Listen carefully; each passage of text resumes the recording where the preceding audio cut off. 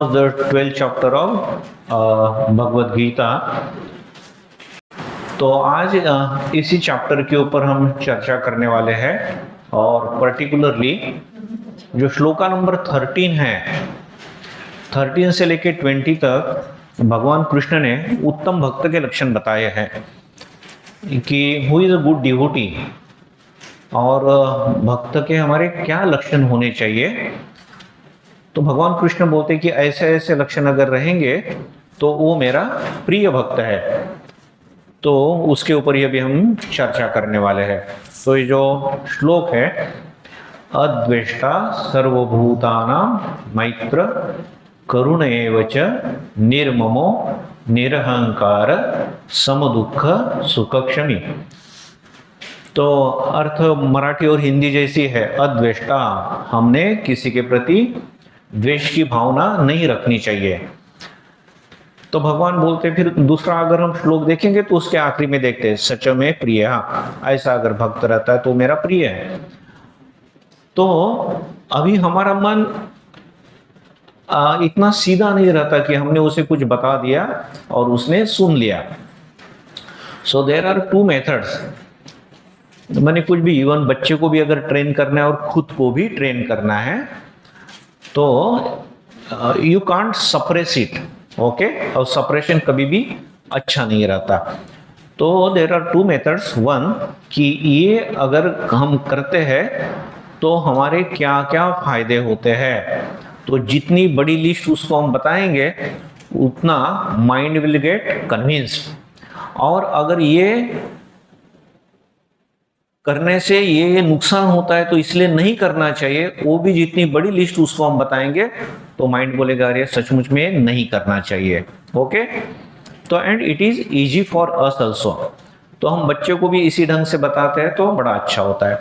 तो अभी जो अद्वेष्टा, किसी का द्वेष नहीं करना चाहिए, तो और हमने खुद को ही प्रश्न पूछने चाहिए। जैसे बोला ना, सपरेशन नॉट गुड मेथड, कि क्यों नहीं द्वेष करना है किसी का। तो चलिए एक प्रसंग देखते हैं। और हमारे व्याख्यान में बहुत सारे प्रसंग रहते हैं, इंसिडेंट्स बहुत सारे हैं, इसलिए आपको बोर नहीं होता। तो एक छोटा सा एक प्रसंग देखते हैं। घर में एक छोटा बच्चा है, शायद 10 साल का, 10-12 साल का। किसी कारणवश उसकी माँ उसे डांट देती है, और सिर्फ डांट नहीं देती, अच्छा खासा डांट देती है। तो उसको बड़ा गुस्सा आ जाता है। अब उसको भी लगता है कि माँ को कुछ उल्टा बोल दे, लेकिन इसके साथ साथ उसको ये भी मालूम है कि हमारी माँ कितनी डेंजरस है। तो चुपचाप बैठने में ही हमारी भलाई है, वो समझ में आ जाता है उसको। लेकिन क्या होता है ना, अब अंदर गुस्सा तो बहुत भर गया है कि मेरी गलती नहीं थी, फिर भी माँ ने मुझे इतना डांटा है, ओके। तो ये अभी एसिडिटी हो गई ना। तो एसिडिटी की दवा क्या है, माने अगर टैबलेट वगैरह नहीं लेना है तो वोमिटिंग हो जाता है तो अच्छा रहता है ना। तो ये लड़का क्या करता है, अभी जैसे आपकी यहाँ बाजू में टेकड़ी है, पहाड़ी है, तो एक छोटी सी टेकड़ी रहती है, उसके ऊपर वो जाता है और जोर से बोलता है आई हेट यू। अब उसको भी आवाज सुनाई देती है एक छोटे बच्चे की, आई हेट यू। और उसको बड़ा खराब लगता है कि अरे मैं तो इतना अच्छा लड़का हूं, शायद इस विश्व में मेरे जैसा अच्छा लड़का कोई है भी नहीं, और मुझे कोई आई हेट यू बोल रहा है। तो उस पहाड़ी पे ना वो घूमता है कि किसने हिम्मत की मुझे आई हेट यू बोलने की, और क्यों बोला, आई विल आस्क हिम। तो बहुत देर तक घूमने के बाद भी उसे कोई लड़का मिलता नहीं कि जिसने इसको आई हेट यू बोला, लेकिन इसके मन को बड़ा लग गया। तो एक मासूम चेहरा बना के, या रोने सी एक सूरत बनाकर वो घर चला जाता है। तो माँ देखती है, माँ तो माँ होती है, तो इसको देख के ही समझ में आ जाता है माँ को। बोले क्यों, क्या हो गया? बोले कुछ नहीं। तो बोले चेहरा क्यों तुम्हारा ऐसा पड़ा हुआ है? मम्मी मुझे ना एक लड़के ने आई हेट यू बोला। तो बोले तुमने उसको पूछा नहीं क्यों आई हेट यू बोला? बोले मैं पूछता तो तब ना जो मेरे सामने आता हो।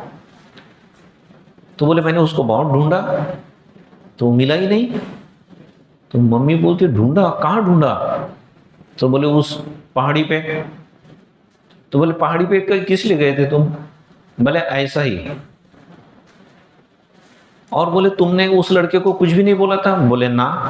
अरे कुछ तो हुआ होगा, समथिंग, बोले आकाशवाणी हो गई, ऐसा कुछ हुआ उसका?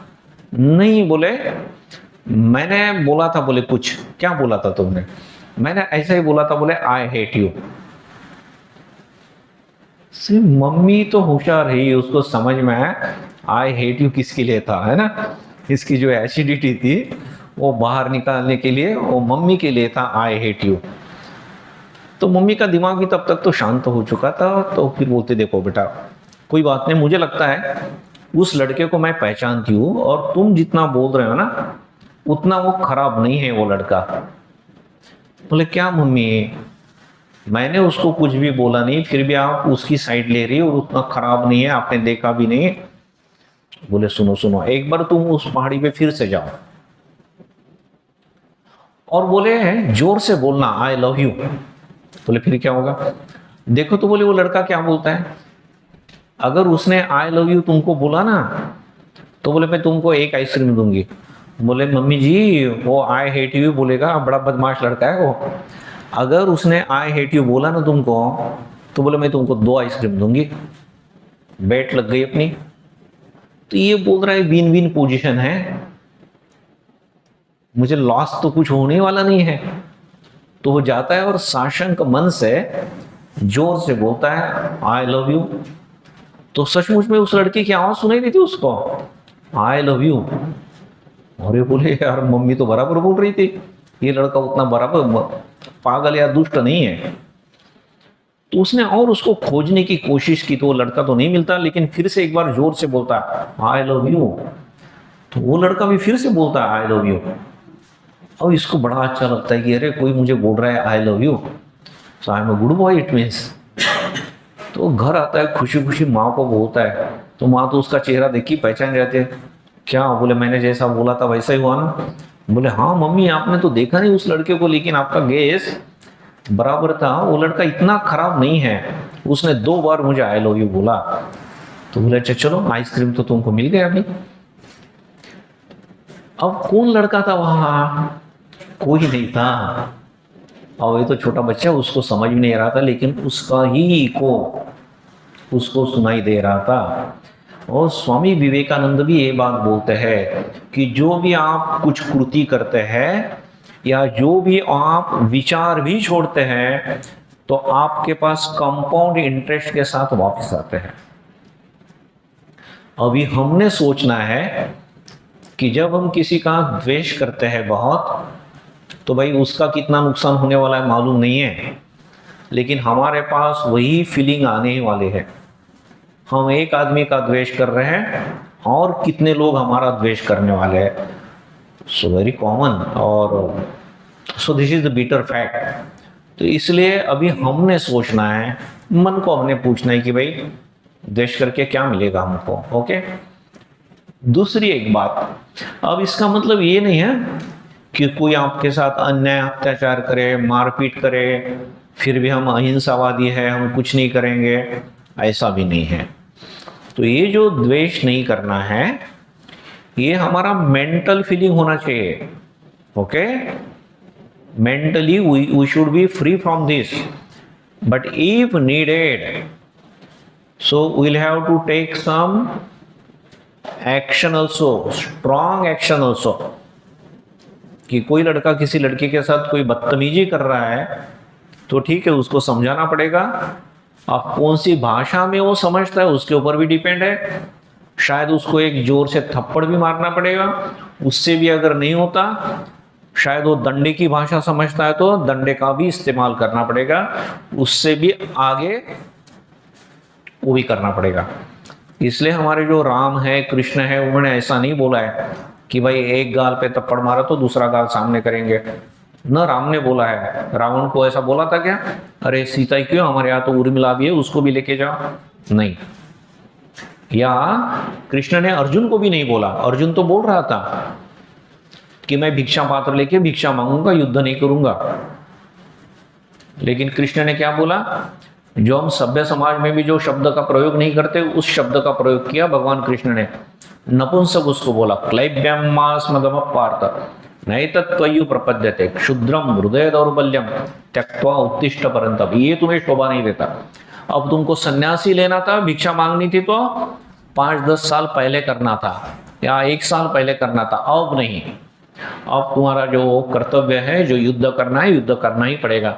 उसके बाद whatever may be the result, उसके बाद तुमको सन्यास वगैरह लेना है, युद्ध हारो या जीतो, उसके बाद अगर सन्यास वगैरह तुमको लेना है, भिक्षा मांगनी है, जो करना है करो, लेकिन अभी तुम्हारा जो कर्तव्य वो करो और फाइट करो। फाइट करते समय भी कृष्ण क्या बोल रहे हैं अर्जुन को भी, सुख दुखे समय कृत्वा लाभा लाभो जया जयो ततो युद्धाय युज्यस्व नैवं पापम अवाप्स्यसि। और सुख और दुख की चिंता मत करो, तुम लाभ और हानि के बारे में मत सोचो।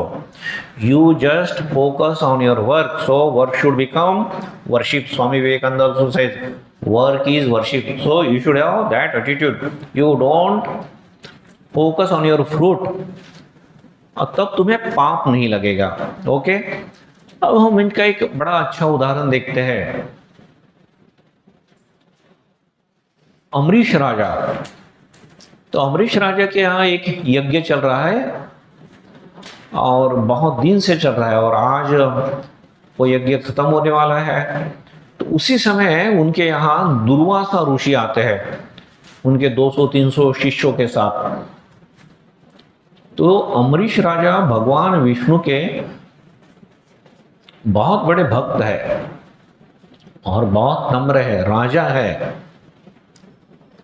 मसल पावर है उनके पास, शक्ति है, लेकिन उसके साथ साथ भक्ति भी है, फुल ऑफ डिवोशन। तो जैसे ही दुर्वासा ऋषि आते हैं उनका स्वागत करते हैं, साष्टांग प्रणाम करते हैं और बोलते बड़ा अच्छा, आज का दिन इतना शुभ है, आज जिसको मराठी में बोलते हैं सांगता समारंभ, आज इसका सांगता समारंभ है, तो आप स्नान करके आइए। तो ऋषि बोलते हैं हाँ, मैं नदी में स्नान करके आते, तब तक भोजन का समय हो जाएगा, आप अच्छा सा प्रसाद हमारे यहाँ ग्रहण कीजिए। तो ऐसा भी नहीं, वो तो राजा है इसलिए 300 लोग भी आ गए तो राजा तो फट से उनके लिए बना देंगे भोजन वगैरह। अब दुर्वासा ऋषि स्नान के लिए तो गए, अब मालूम नहीं शायद नदी बड़ी अच्छी होंगी तो उनको बड़ा मजा आ रहा है शायद नदी में स्नान करने में, तो बहुत टाइम लग रहा है वापस आने में। और इधर जो पुरोहित है वो राजा को बोल रहे, राजन अभी मुहूर्त निकल जाएगा, आपने प्रसाद ग्रहण करना चाहिए अभी। तो ये जो अमरीश राजा है ना तो बड़े ही अच्छे हैं, बोले अतिथि देवो भव, हमारे यहाँ तो अतिथि आए हैं, है ना, अभी तो हमारे यहाँ अतिथि आते ही नहीं। आप बोलेंगे क्या स्वामी जी, हमारे यहाँ तो कितने सारे गेस्ट आते, वो गेस्ट आते, अतिथि नहीं आते हमारे यहाँ। अतिथि माने तिथि न बता के भी जो आते हैं वो अतिथि। अभी तो पहले से बताना पड़ता है 8 दिन पहले वगैरह, है ना, कम से कम फोन तो करना ही पड़ेगा, इसलिए बोला ना अतिथि नहीं रहते हमारे यहाँ। तो ये बोलते अतिथि देवो भव, और उसमें भी ये तो दुर्वासा ऋषि जैसे है, तो वो जब तक नहीं आते मैं प्रसाद कैसे ग्रहण करूं। तो बोलते हैं देखिए इतने दिनों से ये यज्ञ चल रहा है, अगर आप प्रसाद अगर नहीं ग्रहण करते तो बोले वो यज्ञ सफल नहीं होगा। अब सफल नहीं होगा माने ऐसा भी नहीं है कि भाई उसका फल नहीं मिलेगा, उन्होंने कुछ फल प्राप्ति के लिए नहीं किया था कि मुझे और एक पत्नी मिलेगी या इतनी संपत्ति मिलेगी, शत्रु का नाश होगा, इतना वैसे सकाम भक्ति नहीं थी उनकी, उनकी निष्काम भक्ति थी। उनका दुख उनको क्या हो रहा था कि मैंने भगवान विष्णु को प्रसन्न करने के लिए यज्ञ किया है, और ये यज्ञ अगर पूरा पूरा ठीक से नहीं होता तो भगवान विष्णु की पूजा में कुछ कमी रह जाएगी। तो इसका उन्हें दुख था। तो ब्राह्मण देवता को बोलते हो पुरोहित जी को, बोले कुछ तो उपाय बताइए। तो बोले हाँ ठीक है, एक उपाय है। तो बोले भगवान विष्णु को जो हमने नैवेद्य दिखाया है ना अभी, तो उसमें एक तुलसी का पत्ता भी है, तो तुलसी का पत्ता आप ले लीजिए थोड़ा सा, वो खाने से प्रसाद भी ग्रहण करने जैसा हो जाएगा, but at the same time you have not taken the food. तो बोले दुर्वासा ऋषि भी नाराज नहीं हो जाएंगे? तो बोले हाँ ये तो बड़ी अच्छी बात है। तो बोले आपने बड़े संकट से बचा लिया। तो तुलसी का पत्ता वो ग्रहण करते हैं, और जैसे ही वो तुलसी का पत्ता ग्रहण करते हैं ना, उसी समय दुर्वासा ऋषि आ जाते हैं। अब दुर्वासा ऋषि को बड़ा ही गुस्सा आ जाता है कि अरे कैसे राजे हो तुम, तुम्हारे यहां अतिथि आए हैं और उनको प्रसाद नहीं मिला अभी, और तुमने प्रसाद ग्रहण कर लिया। तो अम्बरीश राजा हाथ जोड़ के नम्रता से बोलते हैं, ऋषिवर क्षमा कीजिए, मैंने प्रसाद ग्रहण नहीं किया, मैंने तो तुलसी का एक पत्ता सिर्फ खाया है, आपके लिए मैं इंतजार कर रहा हूं, आप पहले प्रसाद ग्रहण कीजिए और उसके बाद वो प्रसाद हम पाएंगे, हमारा जीवन धन्य हो जाएगा, हम तो गृहस्थ आदमी है। तो दुर्वासा ऋषि तो अपनी धुन में थे, बोले ना तुमने प्रसाद तो ग्रहण कर ही लिया है, तो अभी मैं तुम्हें शाप देता हूं। अब सचमुच में यहाँ देखिए अम्बरीश राजा की जरा भी गलती नहीं है, फिर भी ये दुर्वासा ऋषि, उनकी लंबी लंबी जटाएं है, तो एक जटा में से एक माल उखाड़ लेते हैं, उसके 2 टुकड़े करते हैं, उसमें से एक कृत्या निर्माण करते हैं, माने राक्षसीन, और वो विकराल हास्य करके अम्बरीश राजा की तरफ दौड़ती है। दुर्वासा ऋषि ने बोला है कि इसका नाश करो। अब अम्बरीश राजा के पास पहुंचने से पहले ही, और अम्बरीश राजा ने किसी को प्रार्थना की, भगवान मुझे बचाइए वगैरह, प्लीज हेल्प मी, नथिंग। बोले मेरे भगवान को मालूम है मेरे लिए क्या अच्छा है, बस हाथ जोड़े वो खड़े हैं। यू सी हिज शरणागति, and this sharanagati and this faith in God, that was his strength। तुरंत सुदर्शन चक्र आ जाता है और वो कृत्या का सर काट देता है, और अब वो सुदर्शन चक्र दुर्वासा ऋषि के पीछे लगता है। अब दुर्वासा ऋषि भाग रहे हैं। तो ये हमने पहले स्वामी जी का कोटेशन देखा ना कि आप दूसरे के प्रति जब कुछ भी विचार छोड़ते तो कंपाउंड इंटरेस्ट के साथ आपके पास वापस आता है। तो आया ना दुर्वासा जी के पास वापस। अभी दुर्वासा ऋषि तो भाग रहे, सुदर्शन चक्र भी उनका पीछा नहीं छोड़ रहा है। तो दुर्वासा ऋषि जाते ब्रह्मा जी के पास, बोलते भगवान बचाइए। तो भगवान ब्रह्मा जी बोलते भाई हमारे जुरिडिक्शन में नहीं आता, वो विष्णु जी के भक्त है, वो उनकी गलती नहीं थी, फिर भी उनको परेशान किया आपने। और लेकिन बोले भाई मैं क्या करूं? बोले शंकर जी के पास जाइए, शंकर जी तुरंत प्रसन्न हो जाते हैं। तो शंकर जी के पास जाते हैं और दौड़ रहे हैं, और सुदर्शन चक्र उनको बैठने का भी चांस नहीं दे रहा है। शंकर जी भी बोल रहे हैं, बोले भैया रॉन्ग नंबर डायल कर रहे हो। बोले वो विष्णु के भक्त है और हमें भी मालूम है कि उनकी कुछ भी गलती नहीं थी, आपने फिर भी उनसे खाली पीली पंगा लिया है। तो बोले अब क्या करो? आप बोले उपाय एक ही है, विष्णु जी के पास जाइए। तो बेचारे दौड़ रहे विष्णु जी के पास गए, और विष्णु जी क्या बोलते फिर? बोलते भाई मैं भी आपकी मदद नहीं कर सकता, मेरे भक्त के साथ आपने ऐसा व्यवहार क्यों किया? जब उनका कोई दोष नहीं था, उन्होंने आपका कुछ भी बिगाड़ा नहीं था, आपके लिए खाना बनाया था, आपके लिए राह देख रहे थे, खाली पीली आपने आपके ईगो की वजह से और आपके क्रोध की वजह से। तो बोले गलती होगी मेरी, अब हमने क्या करना है वो बताइए। तो बोले मेरे भक्त के पास जाइए। देखिए भगवान विष्णु ने भी नहीं बोला अच्छा मैं देख लेता हूं, आप चिंता मत कीजिए, ना, मेरे भक्त के पास जाइए, वो अगर क्षमा कर देते तो मैं क्षमा कर देता हूं। तो फिर से दौड़ते दौड़ते अम्बरीश राजा के पास जाते हैं। अम्बरीश राजा उनकी राह देख रहे हैं, और आते ही अम्बरीश राजा साष्टांग प्रणाम करते हैं, और ऋषि बोलते हैं अरे मुझे माफ कीजिए। अम्बरीश राजा उतनी ही नम्रता से बोलते क्या बोल रहे हैं आप?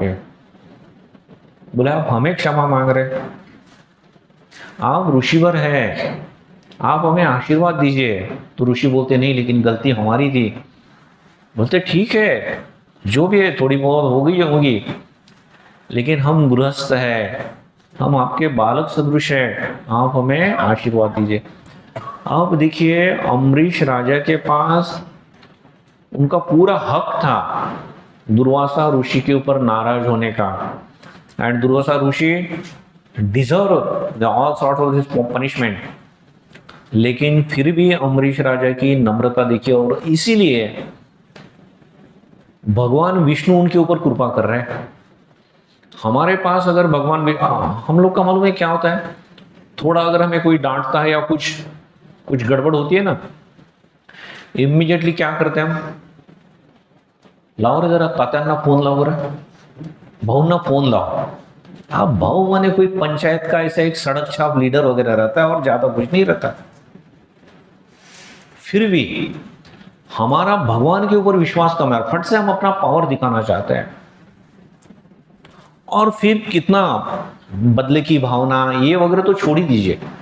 और यहां अम्बरीश राजा का कैरेक्टर देखिए, और इसलिए भगवान विष्णु उनकी मदद के लिए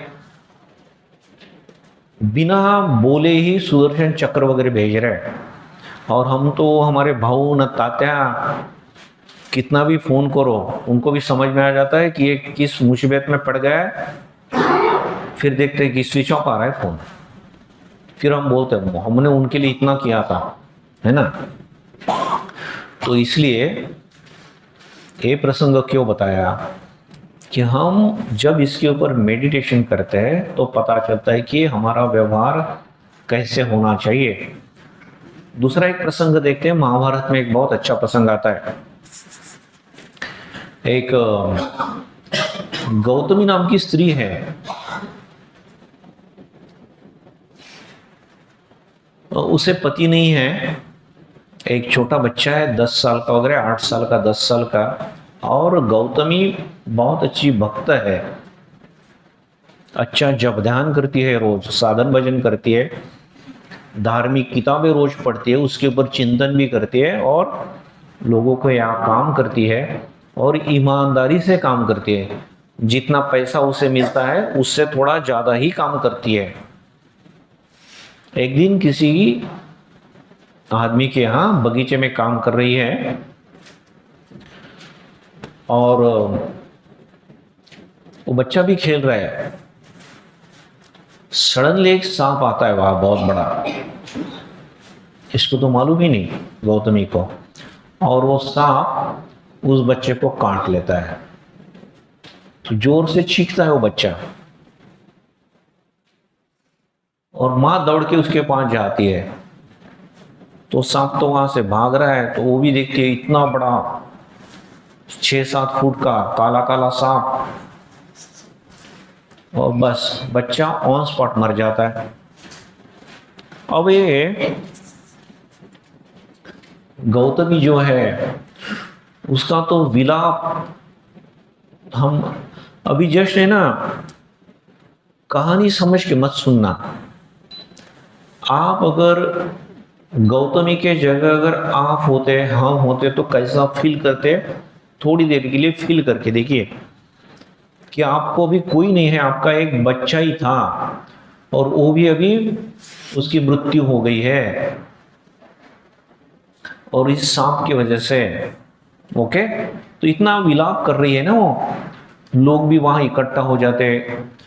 तो गौतमी के प्रति सबका बड़ा अच्छा भाव रहता है। उसी समय एक शिकारी आता है, तो गौतमी से परिचित रहता है, तो उसे भी जब ये मालूम होता है तो उसे भी बड़ा दुख होता है, अरे बच्चे के साथ ऐसा हो गया, छोटा सा बच्चा। और कोई बोलता है कि उस बिल में सांप गया है, तो वो बिल खोद कर सांप को बाहर निकालता है, वो उसको पकड़ लेता है और गौतमी को बोलता है, गौतमी बोलो तुम अभी इसका क्या करना है, इसको काट डालूं मैं, या जिंदा आग में उसको मैं भून डालूं, या इसकी स्किन निकाल डालूं मैं, जिंदा रहते हुए। अगर सचमुच में गौतमी की जगह हम होते तो क्या बोलते? कभी कभी एक छोटी सी गलती हमारी बहन के साथ या कुछ होती है, इवन मम्मी पापा के साथ, सालों साल हम वही याद रखते, तुमने मेरे साथ ऐसा किया था, तुमने मुझे ऐसा बोला था, मैं जिंदगी भर नहीं भूलूंगी, मैं जिंदगी भर नहीं भूलूंगा। तो बड़ा तीर मार रहे हो, और क्या फायदा हो रहा है? उससे फायदा नहीं, नुकसान हमारा ही होता है। और लेकिन यहां गौतमी देखिए, गौतमी तुरंत बोलती है 3 में से कुछ भी करना नहीं है। बोले क्यों? बोले देखो, देखिए गौतमी शांत भी हो गई है। जो आदमी बराबर स्पिरिचुअल डिसिप्लिन, स्पिरिचुअल प्रैक्टिस करता है, उसके ऊपर संकट आने से भी वो कुछ सुपरमैन नहीं रहता कि उसके ऊपर कुछ भी परिणाम नहीं होगा, लेकिन बहुत जल्द वो स्टेबिलिटी को प्राप्त करता है। अब गौतमी इतनी रो रही थी, लेकिन थोड़ी देर में जब उसको कुछ निर्णय लेने की एक घड़ी आ गई, तो ठीक ठीक निर्णय लिया उसने। उसको बोलती कुछ भी करने की जरूरत नहीं। बोले क्यों? उसके पीछे उसका लॉजिक देखिए। बहुत बार हम आउट ऑफ एंगर, और जब दुख बहुत होता है तो हम हमारी इमोशनल स्टेबिलिटी खो बैठते हैं, बहुत गलत निर्णय लेते हैं। और यहाँ इसका लॉजिक देखिए, वो बोलती है देखो क्यों नहीं इसको मारना है, मैं बताती हूँ। बोले आज मैं तुमको बोल रही कि इसको मारो, बोले लॉ ऑफ कर्मा के अनुसार अगले जन्म में शायद ये मुझे मारेगा, फिर से मैं क्रोध की वजह से उसके नेक्स्ट जन्म में मैं इसको मारूंगी, फिर से अगले जन्म में वो मुझे मारेगा। बोले इस सर्कल ऐसा ही चलते रहेगा, मुझे इस सर्कल से बाहर निकालना है, मुझे भगवान प्राप्ति करनी है, जो मेरी अपनी डिविनिटी है वो मुझे मैनिफेस्ट करनी है, सेल्फ रियलाइज करना है मुझे। तो फिर से वो लॉजिक देता है कि नहीं, इसने तो तुम्हें ये तो किया है ना, तुम्हें हानि तो पहुंचाई है ना। बोले ठीक है, हानि जो भी पहुंचाई होगी। और बोले क्यों उसने हानि पहुंचाई होगी मालूम है? सो बोले I believe in law of Karma. मैं किसी स्त्री के पुत्र शोक के लिए मैं कारण बन चुकी होगी, और इसलिए वही पुत्र शोक अभी मुझे हो रहा है। लॉ ऑफ कर्मा में तो यही बोलते हैं। स्वामी विवेकानंद कर्मयोग, बहुत एक छोटी सी किताब है स्वामी जी की, इतनी सी, लेकिन अद्भुत किताब है। स्वामी जी बोलते हैं what you will get what you deserve. आप जो डिजर्व करते हो वो आपके पास आएगा ही आएगा। तो बोले मैंने किसी को दुख दिया होगा, और इसलिए वो दुख अभी मेरे पास आ रहा है, और मैं इस सर्कल से निकलना चाहती हूँ। अब मैंने पहले ही क्लियर किया, इसका मतलब ये नहीं है कि कोई हमारे साथ अन्याय अत्याचार करे, कोई यहाँ चोर भी आए तो आप बोले कि भैया तिजोरी तो इस खोली में है, ये चाबी ले दो, नथिंग। और हमारे धर्म में ऐसा कहीं भी नहीं बताया है। हाँ, जब आप साधु है, अब इसका मतलब ऐसा नहीं कि मैं भी यहाँ जा रहा हूँ, कोई बोलेगा मैं आपका मोबाइल वगैरह दे दीजिए, बोलूंगा मैं नहीं दूंगा भैया, ओके। और हमारे आश्रम में कोई कुछ परेशान करने के लिए आएगा तो हम पुलिस को वगैरह भी बुलाएंगे। हाँ, जब मैं अकेले कहीं रहूंगा, हिमालय में वगैरह रहूंगा, तो ये फिर मैं प्रैक्टिस कर सकता हूँ कि भाई मैं कुछ नहीं करूंगा, जो भी है भगवान की इच्छा। लेकिन जब आप संसार में हैं, या हम जब आश्रम चला रहे हैं, वो आश्रम मेरी प्रॉपर्टी नहीं है, तो हमारे कर्तव्य अलग अलग हो जाते हैं। स्वामी विवेकानंद कर्मयोग में बताते हैं हर एक का कर्तव्य अलग अलग रहता है, सभी के कर्तव्य समान नहीं रहते। गृहस्थ का जो कर्तव्य है, जैसे स्वामी जी को किसी ने पूछा, अच्छा स्वामी जी किसी ने हमारे एक गाल पर थप्पड़ मारा तो हमने क्या करना चाहिए? तो स्वामी जी बोलते हैं दूसरा गाल सामने करना चाहिए, लेकिन वो सन्यासी ने, गृहस्थ ने नहीं, गृहस्थ ने ईंट का जवाब पत्थर से देना चाहिए। अब इसका मतलब ऐसा भी नहीं पड़ोसी ने इतना सा बोला तो स्वामी जी से अब भी सुनकर आए ईंट का जवाब पत्थर से देना है, ऐसा नहीं। जहां जरूरत पड़ेगी, बहुत जरूरत पड़ेगी, तो जहां तक हो सके हमने तो सबसे पहले हमने इरिटेट नहीं होना है, हमने शांत रहना है। So ours should be action not reaction, और जहां जरूरत पड़े उस ढंग से हमने एक्शन लेनी चाहिए। ओके, अब हम ये देख रहे हैं अद्वेष्टा सर्वभूताना मैत्र करुण एव च।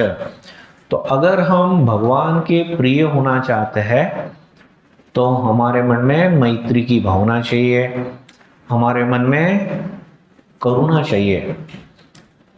अब देखिए तो एक जनरल एक उदाहरण देखते हैं हम लोग। कोई दो सहेलियां बैठी है और जो बताती है कि जो पड़ोस की शर्मा जी की बच्ची है ना, वो एक लड़के के साथ भाग गई। ओके, समझो अगर ऐसा सुनते हैं हम तो क्या बोलते फिर? बहुत चर्चा करते हैं हम 1 घंटा। हाँ मुझे मालूम ही था वो लड़की कैसी है, न वो 1 घंटा बिल्कुल मिर्च मसाला तेल वगैरह लगा के फ्राई वगैरह करके बहुत अच्छा। वही बात अगर हमारी बेटी के बारे में अगर ऐसी होती है, या हमारी कोई बहन है उसकी बेटी के बारे में अगर होता है, तो आप क्या करते? फिर हम क्या करते हैं? उसको छुपाने की चेष्टा करते हैं, है ना? और हम तो उस लड़के को दोष देते हैं, नहीं नहीं हमारी भांजी तो बहुत ही अच्छी है, वो लड़का ही खराब था, उसने उसको पूछ लगाई वगैरह वगैरह। तो हमारा जब है तब हमारे बेटी के बारे में करुणा रहती है, दूसरे के बारे में हमारे मन में नहीं रहता है। और स्वामी विवेकानंद देखिए, स्वामी विवेकानंद जब शिकागो गए हैं और इतना यश मिला, स्वामी जी का जो फर्स्ट स्पीच, तो इतनी शोहरत मिल गई ना स्वामी जी को। हम देखते हैं कि 7,000 लोग वहां बैठे हैं और 2 मिनट तालियों की प्रचंड कड़कड़ाहट कर रहे हैं अमेरिका में जाकर। तो स्वामी जी को जितना रिस्पेक्ट मिला है, जितना रिस्पांस मिला है, उतना किसी को नहीं मिला। अच्छा, अगर हमारे साथ ऐसा होता तो रात भर हम सो नहीं पाते हैं ना, वही क्षण बार बार हमारे आंखों के सामने आते हैं। और यहां स्वामी जी किसी के यहां गेस्ट है स्वामी जी, तो वो जो महिला सवेरे स्वामी जी के कमरे में आती है चाय वगैरह पूछने के लिए, तब देखती है वो कि स्वामी जी का जो बेड है वो लगभग वैसे की वैसे ही है, बेडशीट वगैरह वैसी, कुछ सिलवन नहीं पड़ी है उसके ऊपर, रिंकल्स नहीं है, और नीचे एक दरी बिछाई हुई है, पिलो भी वहां ही है, और पिलो गीली दिख रही है। तो स्वामी जी को पूछती है, स्वामी जी बोले आज कल रात में आप बेड पर सोए नहीं? बोले ना। तो उसको बड़ा खराब लगता है उस स्त्री को। बोले क्यों, हमसे कोई गलती हुई स्वामी जी? बोले ना। माँ तुमने तो बहुत अच्छा किया, मेरा इतना स्वागत किया, मेरे लिए इतना किया। तो बोले स्वामी जी आप बेड पे क्यों नहीं सोए? और बोले आप नीचे सोए कल? बोले हाँ। बोले क्यों? बोले जस्ट मैं बेड पर सोने के लिए गया तो मुझे याद आ रही थी मेरे भारत की गरीब जनता, जिनको खाने के लिए 2 मुट्ठी चावल भी नसीब नहीं होता, ओढ़ने के लिए एक चादर भी उनको नहीं मिलती, और उनका वो दुख याद करके मैं पूरी रात भर रोता रहा और जगन माता से प्रार्थना करता रहा, माँ मेरे देश की जनता को खाने के लिए कब मिलेगा, ओढ़ने के लिए 2 कपड़े कब मिलेंगे। और बोले इसीलिए वो जो उसी है पिलो है वो गीली हो गई है। तो ये स्वामी जी का करुणा का भाव देखिए। हमें अगर ऐसा यश मिलता तो हमें कुछ भारत की जनता वगैरह ऐसा कुछ याद आती है? नहीं आती है। और स्वामी जी का पूरा हम जीवन देखते हैं, स्वामी जी का पूरा जीवन ऐसा ही है। और स्वामी जी बोलते हैं, they alone live who live for others, the rest are more dead than alive. जो दूसरे के लिए जीते हैं वही सही मायने में जीते हैं, बाकी तो जिंदा रहकर भी मरे हुए है, मुर्दे जैसे है। और स्वामी जी ने अपना पूरा जीवन ऐसा दूसरों के लिए ही जिए हैं, दूसरों के बारे में उनके मन में बहुत करुणा है। इवन माँ शारदा देवी का प्रसंग हम देखते हैं। कुछ जो भक्त है उनको मालूम होगा, कलकत्ता में एक उद्बोधन हाउस है जिसे मायरबाड़ी भी बोलते हैं। मायरबाड़ी माने माँ का घर। तो वहां माँ शारदा देवी रहती थी। जब भी अपने विलेज से आती थी कलकत्ता में तो उस मकान में रहती थी। तो ऊपर वो कमरा है और वहाँ एक छोटा सा मंदिर जैसा भी अभी भी वैसा ही है। तो माँ ठाकुर की पूजा कर रही है और वो माँ देखती है कि दरवाजे के बाहर एक यंग लड़की खड़ी है, एक युवती खड़ी है। तो माँ उसे बोलती है, बेटा अंदर आओ, प्रणाम करो ठाकुर को। तो वो लड़की के आंख में आंसू आ जाते हैं। बोले माँ मैं अंदर नहीं आ सकती। बोले क्यों? बोले मैं पापी हूं, मैं पतिता हूं। माँ फट से दरवाजे के बाहर जाती है। बोलते क्या हुआ बेटा, क्यों ऐसा बोल रही हो? वो ना बाल विधवा रहती है। उस समय की प्रथा थी, बाल विधवाएं फिर से विवाह नहीं कर पाती थी, माने सभी विधवाएं। अब उसकी उम्र बढ़ गई है, अब यौवन है, गलती होगी उसके हाथ से, लोगों को मालूम हुआ और लोग उस लड़के को तो कुछ नहीं बोलते हैं और इसको लेकिन कव्वे जैसे पहुंचते हैं, वैसा इसको सब समाज परेशान कर दिया इसको। अब माँ को मालूम हुआ ये सब, उसने बताया माँ को। ठीक है, अभी तो हमारा समाज फिर भी बहुत लिबरल है और फिर भी हमें ऐसा कुछ मालूम होता है तो हम भी उस लड़की की तरफ किस ढंग से देखेंगे। और वो तो अब 100-125 साल पहले की बात है, 150 साल पहले की भी बात है। माँ उसे गले लगा लेती है, अरे तुम तो मेरी अपनी बेटी हो, चिंता मत करो, आओ बेटा मैं तुम्हें मंत्र दीक्षा देती हूँ। तो माँ के मन में एक करुणा है, एम्पैथी माँ के बारे में, माँ के जीवन में हम बहुत देखते हैं। माँ का अगर जीवन हम पढ़ते भी है ना, हमारा जीवन चेंज हो जाता है। माँ के बारे में एक किस्सा है कि माँ के यहाँ एक स्त्री आती थी, माँ का काम वगैरह करती थी। तो बहुत दिन हो गए वो आई नहीं, और एक दिन आती है तो माँ बोलती, उसका पति नाव चलाता था, वहाँ एक आमोदर नदी है उसमें नाव चलाता था। तो ये उसकी पत्नी, नाव चलाने वाले को हम माझी बोलते हैं हिंदी में, तो इसको माँ माझी बहू ऐसा बोलती थी। तो बोलते अरे माझी बहू कितने दिनों के बाद आई हो तुम, क्या बात है, कहाँ गई थी, क्यों नहीं है इतने दिन? और बड़े प्यार से माँ ने बोला, और इतना सुनते ही ना उसने रोना शुरू कर दिया। माँ बोलती अरे क्या हुआ? माँ उसके सर पर हाथ रखती है, पीठ पर हाथ रखती है, तब आती है, बोले क्या हुआ? और तब ना और वो बस्ट हो जाती है, बोलते माँ क्या बताओ, मेरा एक यंग लड़का, उसकी मृत्यु हो गई माँ। और बहुत जोर जोर से रोने लगी हो, और माँ भी उतना ही जोर जोर से रोने लगी उसके साथ। सब घर के लोग वहां इकट्ठा हो गए कि क्या हो गया, किसी को समझ में नहीं आया कुछ। तो बाद में समझ आएगा कि इसकी बेटी की मृत्यु हो गई। तो माँ देखिए उसके साथ एकजुट हो गई थी। इसको हम सिंपैथी नहीं बोलते, इसको हम एम्पैथी बोलते हैं। तो ये जो करुणा थी माँ के जीवन में थी, और इसलिए माँ के पास इतने सारे लोग आते थे। माँ तो जब जयराम वाटी में रहती तो कितनी गरीब थी माँ, लेकिन अपनी प्रेम की शक्ति से माँ ने कितने लोगों का जीवन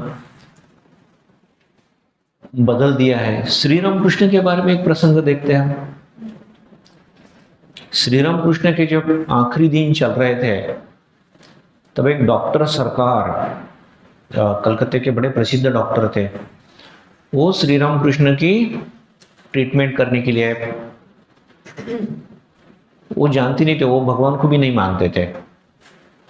जब उन्हें पता चला कि इनके पास तो अपने कुछ पैसे भी नहीं है और इनकी जो डिवोटी है, और यहाँ यंग लड़के देख रहे हो, नरेंद्र जैसे, स्वामी विवेकानंद जैसे, स्वामी विवेकानंद तब स्वामी जी नहीं बने थे, तो ये नरेंद्र जैसे लड़के और डॉक्टर सरकार तो एक दो विजिट में नरेंद्र के साथ बातचीत करते समय समझ जाता है कि अरे नरेंद्र की बुद्धि क्या। और बाकी सभी लड़के एजुकेटेड है। शारदानंद जी महाराज, शरद महाराज, वो उस समय मेडिकल पढ़ रहे थे। तो बोलते ठीक है, मैं भी पैसे नहीं लूंगा श्री राम कृष्ण से। और धीरे धीरे श्री राम कृष्ण में उनका इतना इंटरेस्ट जागृत हो गया कि बहुत देर तक उनके साथ सत्संग करते थे। और एक बार जब डॉक्टर सरकार उनको देखने के लिए आते हैं, तब श्री राम कृष्ण देखते हैं उनके पीछे पीछे एक जमींदार आया है, सर झुकाए। श्री राम कृष्ण ठाकुर जी को बड़ा आश्चर्य होता है, अरे बोले जमींदार यहाँ कैसे? क्योंकि वो जमींदार ठाकुर को हमेशा क्रिटिसाइज करता था। तो श्री राम कृष्ण बोलते हैं, अरे क्या बात है, आप यहाँ कैसे? ठाकुर ने उनको डांटा वगैरह नहीं, आप यहाँ कैसे? तो उसके आंख में आंसू आ जाते हैं। बोले ठाकुर, मेरा बेटा बहुत बीमार है, छोटा सा बच्चा है मेरा, बहुत बीमार है, और डॉक्टर सरकार ही उसे ठीक कर सकते हैं। तो मैं डॉक्टर सरकार के यहाँ गया था, उनको बहुत अनुरोध किया कि आप प्लीज हमारे घर आइए, बच्चों को देखिए।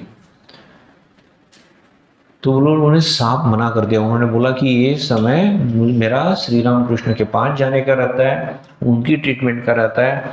वो अपने बग्गी में बैठकर आपके तरफ आने लगे और मैं कलकत्ता की सड़क पर उनके पीछे पीछे दौड़ते दौड़ते आया। अब श्री राम कृष्ण देखिए, श्री राम कृष्ण ने ऐसा कुछ नहीं बोला। हमारा इतना ना ये ईगो रहता है ना, तो हम फट से हमें लगता, अब समझ में आया ना किसके साथ पंगा लिया था तुमने ना। ये दुष्ट अहम है। श्री राम कृष्ण से कच्चा आमी बोलते हैं। ये जो कच्चा मी है, कच्चा अहम है, और जो पका हुआ आम रहता है ना, मैं भगवान की संतान हूँ, उसमें उतनी नम्रता आती है, एम्पैथी आती है, ऑल डिवाइन क्वालिटीज।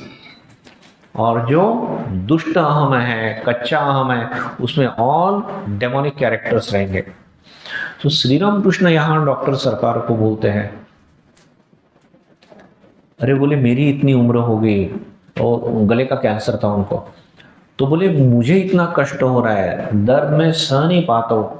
वो तो बेचारा छोटा सा बच्चा, उसकी क्या हालत हो रही होंगी, आप तुरंत आप उसके पास जाइए।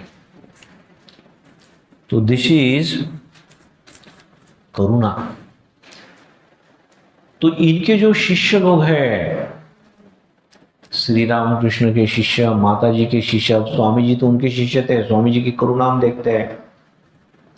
स्वामी जी के गुरु भाई है राजा महाराज, स्वामी ब्रह्मानंद जी महाराज, उनके बारे में बोलते हैं स्वामी जी, राजा की स्पिरिचुअलिटी मेरे से भी ज्यादा है। स्वामी जी की स्पिरिचुअलिटी तो बता पूछिए मत। रात में ऐसा 5 बजे वगैरह मेडिटेशन के लिए बैठते थे, तो कब उठते थे? सवेरे। हम तो बड़ी मुश्किल से आधा घंटा बैठ नहीं पाते हैं। और कभी कभी सवेरे जब बैठते थे तो शाम को उठ जाते थे स्वामी जी। और वो स्वामी जी बोल रहे कि राजा की स्पिरिचुअलिटी मेरे से भी ज्यादा है। अब राजा महाराज जब बेलूर मठ में, बेलूर मठ इज और हेडक्वार्टर, मस्त गंगा नदी बहती उसके बाजू में, तो वहां एक तारा नाम की एक्ट्रेस है, उसकी जीवनी आप पढ़ सकते हैं। तारा है, एक विनोदिनी है, अप्रतिम एक्ट्रेस थी विनोदिनी। जब वो स्टेज पर जाती थी ना, चैतन्य महाप्रभु का रोल करते समय, चैतन्य महाप्रभु खुद बनती थी वो, और चैतन्य महाप्रभु कृष्ण के लिए रोते थे, है ना। तो जब हे कृष्णा कब दर्शन दोगे, तो इस फीलिंग के साथ बोलती थी ना विनोदिनी, चैतन्य महाप्रभु के साथ एकजीव हो जाती थी, बेहोश होकर गिर जाती थी, स्टेज से उसको लेके जाना पड़ता था। तो ये विनोदिनी, इसने ही तारा को स्टेज पर लाया। Tara was also the best actress.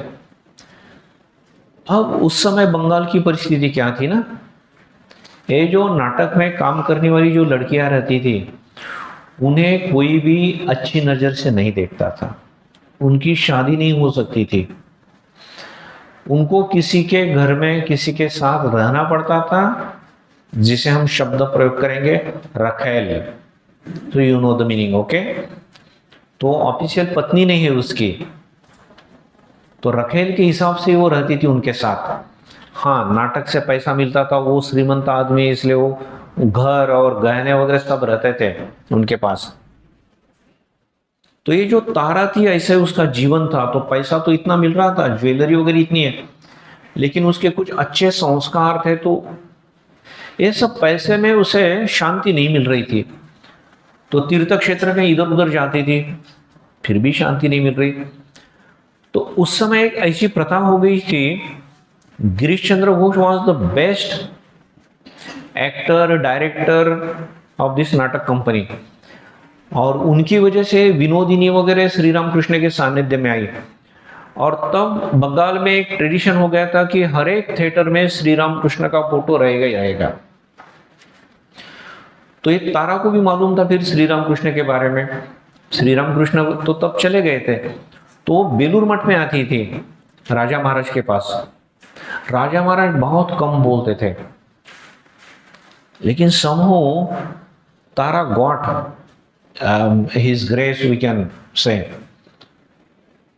तो एक दिन तारा बोलती है, तारा की इच्छा हुई कि मैंने मंत्र दीक्षा लेनी चाहिए।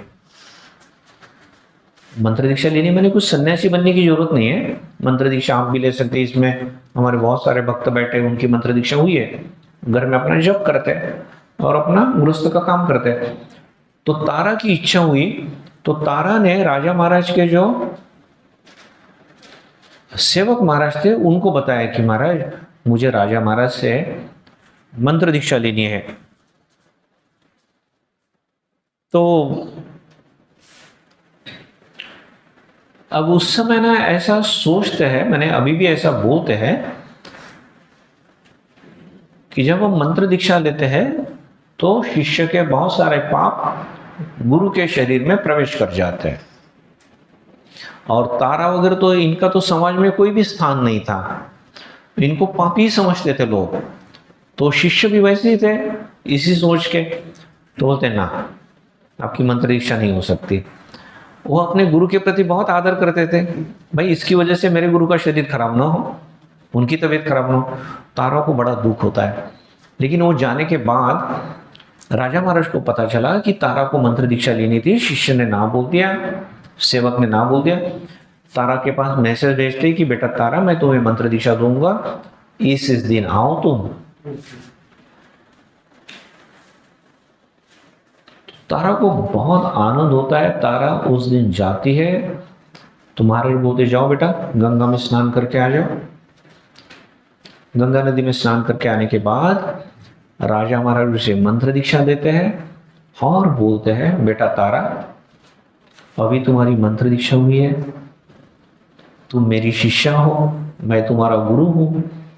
तो मंत्र दीक्षा होने के बाद गुरु को कुछ दक्षिणा देनी पड़ती है। तो तुमने मेरे लिए क्या दक्षिणा लाई है? तो बोलती है महाराज क्षमा कीजिए, मैं बोली इतनी एक्साइट थी ना कि आज मेरी मंत्र दीक्षा होने वाली, मेरा दूसरा जन्म होने वाला है, मेरा पुनर्जन्म होने वाला है। So out of that excitement मैं कुछ भी नहीं ले पाई आपके लिए, मैं भूल गई। लेकिन महाराज आपको जो चाहिए वो मांगिए, मैं दूंगी आपको। तो राजा महाराज हंस देते हैं, बोलते तारा सचमुच में दोगी? बोले महाराज आप कुछ भी मांगिए मैं दूंगी। फिर से राजा महाराज उसके तरफ देखते हैं और बोलते हैं देखो तारा फिर मुकर मत जाना। बोलते महाराज आप सब मेरा घरदार मांगेंगे तो मैं दे दूंगी, आप मेरी ज्वेलरी मांगेंगे वो भी दे दूंगी। बोले महाराज आपने आज मुझे पुनर्जन्म दिया है, आप जो भी बोलेंगे, अगर राजा महाराज बोलते कि तुम जीवन भर यहाँ दासी बन के रहो, यहाँ सब मॉपिंग वगैरह करो, तो वो भी कर लेती। पूरे हृदय से भक्ति से वो बोल रही थी, उसे भी समझ में आ रहा था मंत्र दीक्षा क्या है। तो राजा महाराज बोलते बिल्कुल मांगोगी तारा? हाँ महाराज। क्या मांगा राजा महाराज ने? बेटा तारा, इस जन्म में और इसके पहले जितने भी तुम्हारे जन्म हुए, जितने भी तुमने बेटा जाने अनजाने में जो पाप किए होगे ना, सभी मुझे दे दो तुम, मैं भुगत लूंगा तुम्हारे पाप। तारा बिलक बिलक को रोने लगी कि कौन है ये, क्यों मेरे पाप ले रहे? अच्छा ये सिर्फ डायलॉग नहीं है, जब राजा महाराज बोल रहे मैं तुम्हारे जन्म जन्मों के पाप लेता हूं, तो राजा महाराज ने लिए उसके पाप, उनमें वो शक्ति थी। ले मेरे पिताजी है क्या? उसने तो अपने पिताजी को भी देखा नहीं था, लेकिन क्या पिताजी भी ऐसे पाप लेते हैं? हमारा बच्चा अगर जेल में कुछ जाता है तो हम बोलेंगे बेटा तुम जेल के बाहर आ जाओ, मैं सजा भुगतती हूँ? शायद ही कोई बोलेंगे हम। इवन वाल्मीकि का जन्म कैसे हुआ ये भी तो हमें मालूम है, वो तो वाल्या था। और नारद मुनि पूछते हैं ना, बोले क्यों इतनी हत्याएं करते हो? तो बोले मैं मेरी फैमिली के लिए करता हूँ। तो बोले इतनी हत्या करने के बाद पाप लगता है मालूम है? बोले हाँ। तो बोले कौन लेगा ये पाप? क्यों, मेरी फैमिली वाली भी तो लेंगे ना। तो बोले जाओ पूछ के आओ। क्या बोलते पत्नी? बोले किसने बताया था आपको करने के लिए? हम नहीं लेंगे आपके। माताजी पिताजी को पूछता है, बोले नहीं नहीं तुम्हारे पाप वगैरह तुम देख लेना। बच्चे बोलते, बच्चे भी बोलते ये तो आपका कर्तव्य है ना। तो बोले हमें जन्म क्यों दिया फिर हमने? आप डाका डालिए, कुछ भी कीजिए, खेती में काम कीजिए, साधु बनिए, कुछ भी कीजिए, हमारा पेट भरिए, है ऐसा ही पसंद है ना। तो ये हमारे राजा महाराज, तो ये इनमें करुणा है, और इसलिए ये लोग ना भगवान के इतने प्रिय है, इसलिए इनको इतना आनंद मिलता है। हम लोगों को आनंद के लिए हमेशा दूसरों के ऊपर डिपेंड रहना पड़ता है। बड़ी सिंपल सी बात है, आज अगर हमारा बर्थडे है किसी का, और हमारी प्रिय व्यक्ति पत्नी भी हो सकती है, पति भी हो सकता है, बहन हो सकती है, भाई हो सकता है, बेटा हो सकता है, माँ हो सकती है। अगर पति पत्नी का रिश्ता हम लेते हैं और पति का बर्थडे है या पत्नी का बर्थडे है और पति ने उसको सवेरे विश नहीं किया, तो शायद 1 घंटा और इंतजार करेगी वो, 10 बजे तक इंतजार करेगी। वो बोलते अच्छा मैं चलता हूँ ऑफिस में, लेकिन आना ही नहीं है वो ऑफिस से वापस, बाहर ही खा लेना रात में भी। बोले क्यों खाना नहीं बनाओगे? आप समझ सकते हो उस घर में उस दिन क्या होगा, बराबर ना। तो हमारा आनंद दूसरे के ऊपर बहुत सारा डिपेंड है, और इनका नहीं है।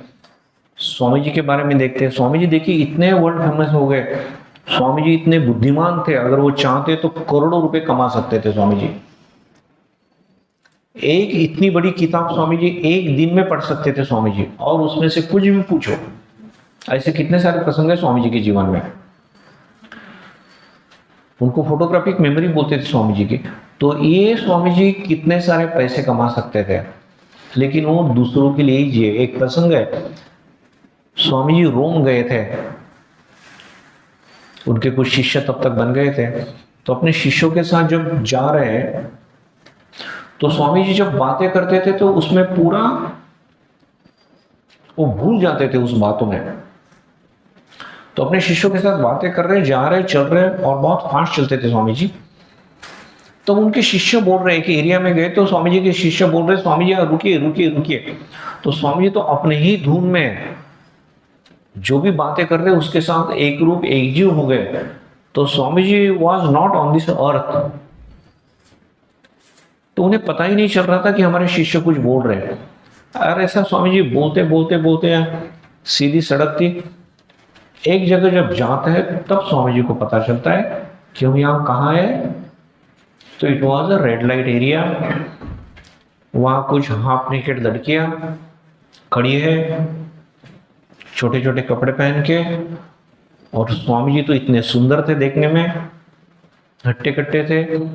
स्वामी जी को प्रलोभित करने की चेष्टा करने लगे हो। हम अगर ऐसे किसी एरिया में जाते हैं तो दो बातें होती है।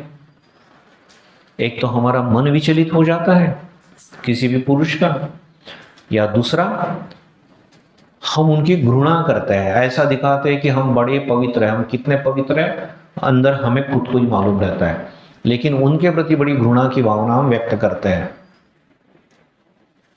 स्वामी जी ने ऐसा कुछ भी नहीं किया। स्वामी जी उनके पास जाते हैं और स्वामी जी बोलते हैं,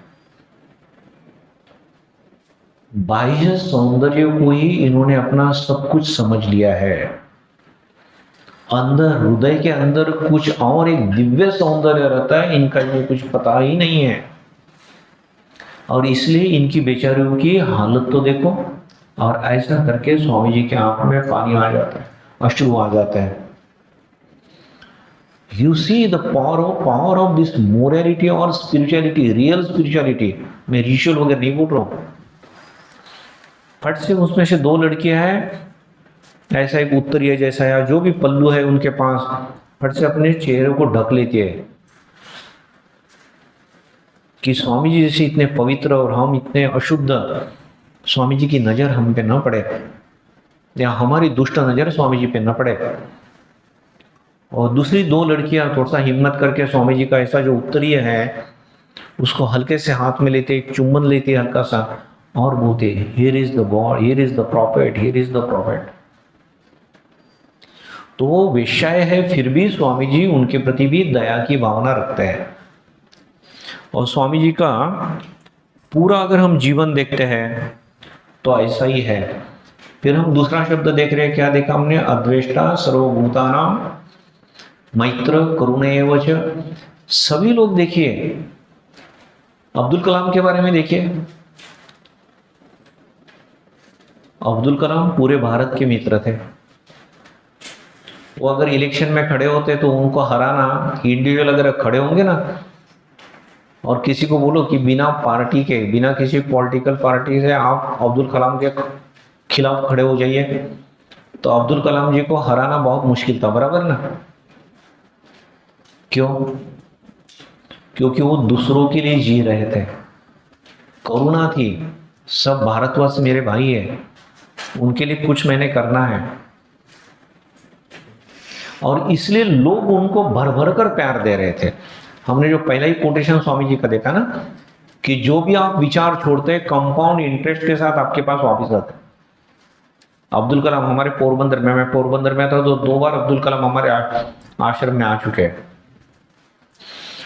तो एक जगह हमने रिलीफ, जब अर्थक्वेक का जो भूकंप वगैरह हुआ, तब हमने वहाँ 36 स्कूल बनवाई थी पोरबंदर के आजू बाजू में। उसके एक स्कूल के उद्घाटन के लिए हमने अब्दुल कलाम को बुलाया था। तो अब शायद राष्ट्रपति बन चुके थे, एक बार राष्ट्रपति नहीं थे, दूसरी बार राष्ट्रपति बन चुके थे ना, तब राष्ट्रपति नहीं बने थे। लेकिन जैसे हम उनको स्कूल के कंपाउंड में लेके गए, वहाँ मैदान में, और अरे लड़के इतने चीखने लगे ना, आउट ऑफ जॉय, कि अरे कोई अपना आदमी आया है।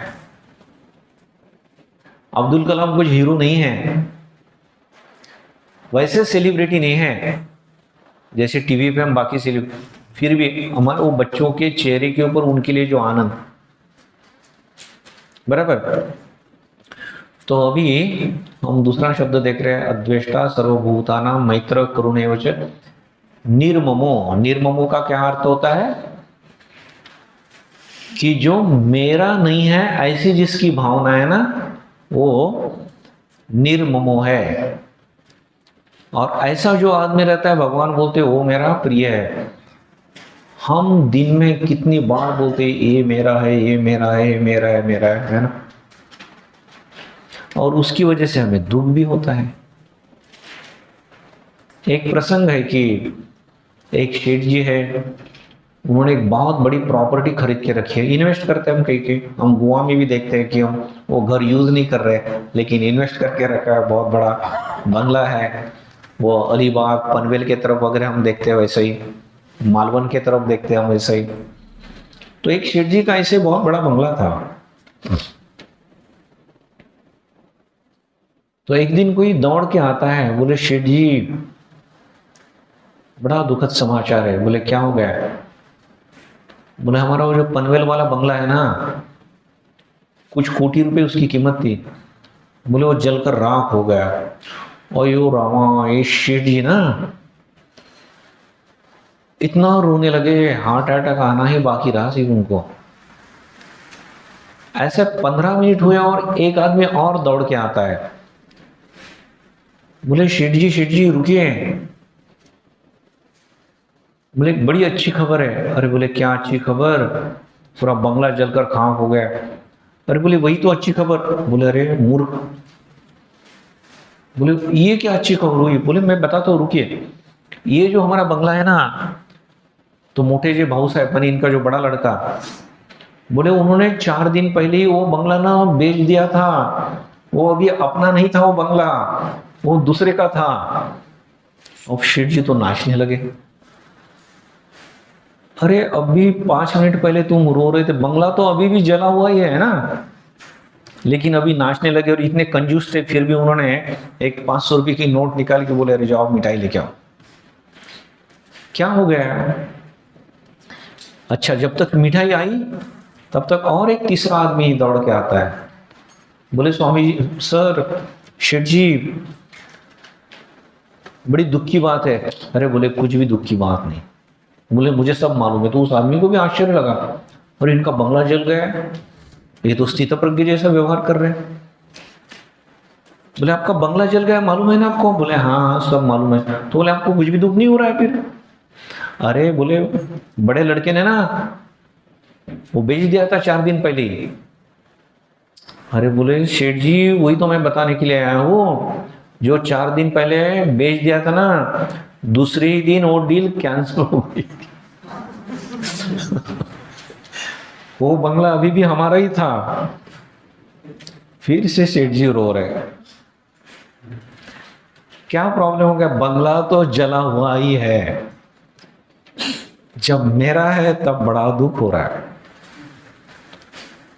और जब दूसरे का है तो हमें दुख नहीं हो रहा है। तो आप बोले कि स्वामी जी हमारा जब रहेगा तो दुख होगा ही नहीं। भाई सचमुच में अगर देखा जाए ना, आपका है क्या? भगवान अगर आपको देंगे ना तभी आपका हो सकता है। हमारी संतान भी, क्या हम बोल सकते हैं कि हमने ऐसी संतान उत्पन्न की है, मेरे यहाँ बेटा ही होगा और ऐसे उसके ऐसा चेहरा रहेगा और ऐसा वगैरह, फिर ऐसा ही डॉक्टर बनेगा और ऐसा ही इंजीनियर बनेगा? वो स्लो लर्नर नहीं बनेगा, उसकी क्या गारंटी है? उसका कैरेक्टर कैसा होगा? आप कितने भी अच्छे संस्कार दीजिए, आप बोले कि पैसा तो मेरा है ना। सब मेहनत से अगर पैसा होता ना, तो चिलचिलाती धूप में बहुत सारे लोग काम कर रहे हैं, सड़क पर गिट्टी डाल रहे हैं, डामर डाल रहे हैं, स्लैब भी वहां चिलचिलाती धूप में डाल रहे हैं। वो आपसे भी हमारे से भी ज्यादा काम कर रहे हैं शायद। किसान दिन भर काम कर रहा है, वही किसान आत्महत्या भी कर रहा है। तो ये जो पैसा भी आया ना हमारे पास, तो हमारे कष्ट से आया ऐसा नहीं बोल सकते हम। इसका मतलब कष्ट नहीं करना चाहिए ऐसा भी नहीं है, लेकिन अगर भगवान देंगे तभी वो हो सकता है हमारा। तो ये भाव हमारा जितना क्लियर होगा उतना हमारे लिए अच्छा, और भगवान की ग्रेस भी हमारे पास उतनी ज्यादा आती है। एक प्रसंग है कि एक फैमिली है, उनके यहाँ एक स्त्री, एक पुरुष और उनका एक छोटा सा बच्चा है 10 साल का। वो हमेशा उनके यहाँ एक ही वाक्य चलता है, दाई विल बी डन, भगवान तुम्हारी इच्छा पूर्ण हो, दाई विल बी डन। तो आजू बाजू के छोटा सा गांव रहता है, उस गांव के लोग मजाक में बोलते हैं, बोले इनके घर के पास भी हम जाएंगे ना, वहां से अगर गुजरते हैं ना, तो बोले 99% पॉसिबिलिटी ये रहती कि 3 में से किसी के मुंह से ये वाक्य प्रयोग सुनने को मिलेगा ही मिलेगा, भगवान तुम्हारी इच्छा पूर्ण हो। ओके, कुछ भी होता है, कुछ वस्तु अगर गिर जाती है, फूट जाती है, तो हम चिढ़ जाते हैं, लेकिन वो बोलेंगे भगवान तुम्हारी इच्छा पूर्ण हो। ओके, ये छोटा सा बच्चा भी है, वो भी वैसे ही बोलता है। अब माँ बाप को हम इमिटेट करते हैं ना। एक बार वो दोनों तीनों नदी में, एक बड़ी नदी रहती है, वहां स्नान करने के लिए जाते हैं। तो ऐसा नदी, हमारा जो आश्रम है ना, फट से हम देखते कि ऐसी नदी बह रही है आश्रम के बाजू में, और फट से ऐसा टर्न ले लेती है। तो वैसी वो नदी थी, एक पहाड़ी थी, और पहाड़ी के यहाँ वो लोग स्नान करने के लिए, पूजा वगैरह कुछ विशेष त्योहार होगा उनका, तो गए। तो ये तो छोटा सा बच्चा है, तो मम्मी पापा वो पूजा की तैयारी कर रहे हैं, उसके माता जी भी थे, उसके पहले ये नदी में जाता है। फट से एक बहुत बड़ा मगरमच्छ आता है, उसको पकड़ के लेके गया, और फट से ऐसा टर्न ले लिया, इतनी बड़ी पहाड़ी है उसके पीछे, जा भी गया। और ये तो कुछ भी नहीं कर पाया। और ये जो महिला है वो बहुत रो रही है, इसके पति शांत है। दो ही किस्म के लोग शांत रह सकते हैं, एक तो हार्टलेस, जिसको हृदय नहीं है, या फिर दूसरा जिसका स्पिरिचुअल अवेकनिंग हुआ है, ममत्व की भावना गई है। वो पत्नी को पूछ रहा है, बोले क्यों रो रही हो इतना? ये प्रश्न आप मुझे पूछ रहे हैं? बोले हमारा बेटा गया। बोले हमारा? हम घर में बोले हमेशा क्या बोलते हैं, दाई विल बी डन। तो बोले अब क्यों नहीं बोल रही हो कि भगवान तुम्हारी इच्छा पूर्ण? लेकिन कैसे बोलेंगे ना, वो हमारा बेटा नहीं था क्या? आपको दुख नहीं हो रहा है क्या? तो आदमी एक बोलते हैं, सुनो,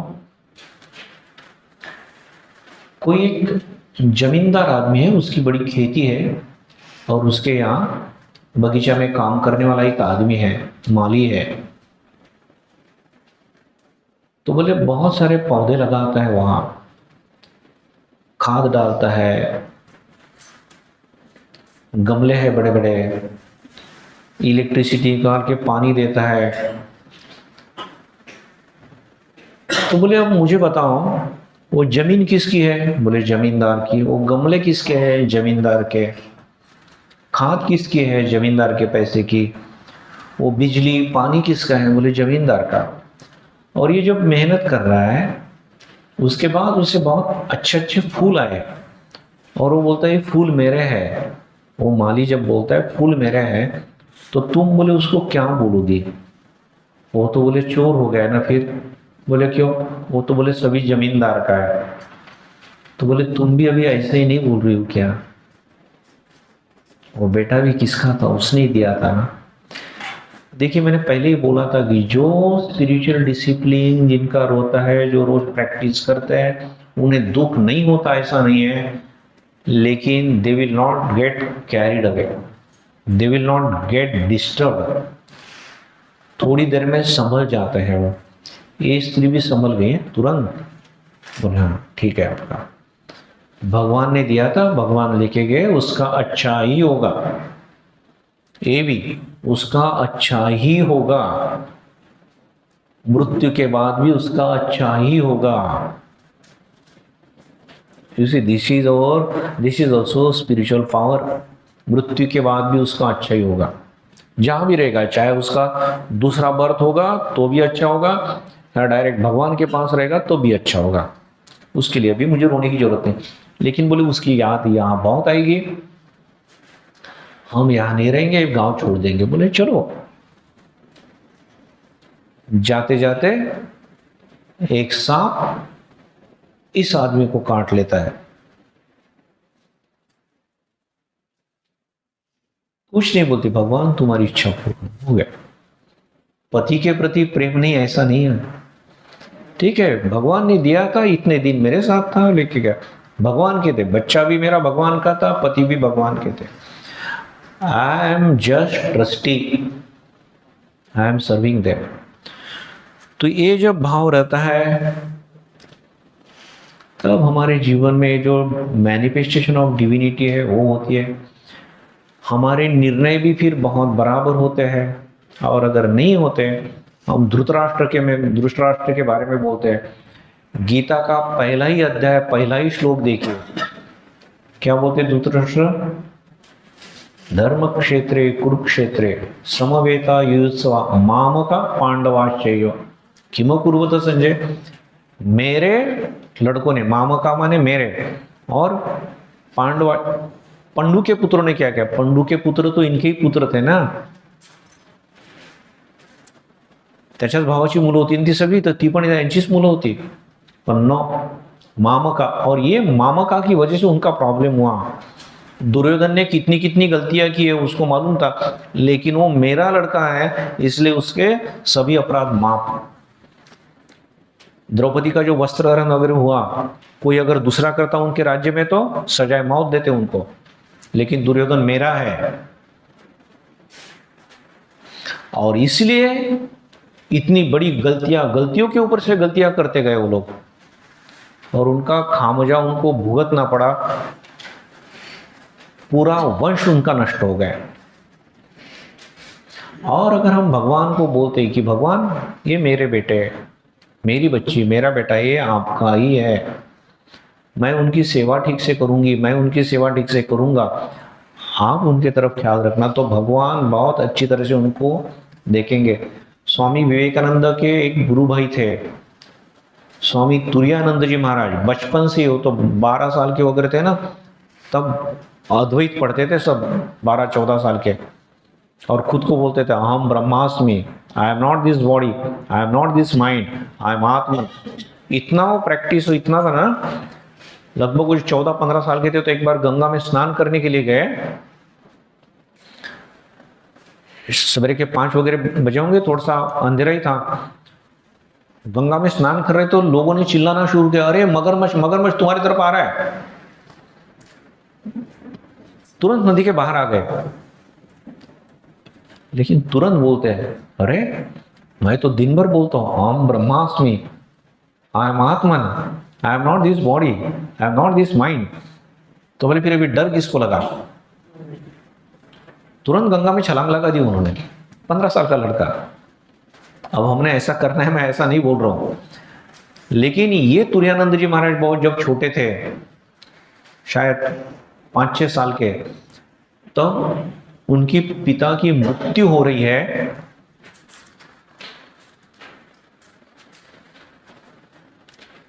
तो देखते हैं सब घर के लोग इकट्ठा हो गए, अड़ोस पड़ोस के लोग इकट्ठा हो गए हैं। समझ में आता है छोटे बच्चों को भी क्या हो रहा है घर में, तो रो रहा है।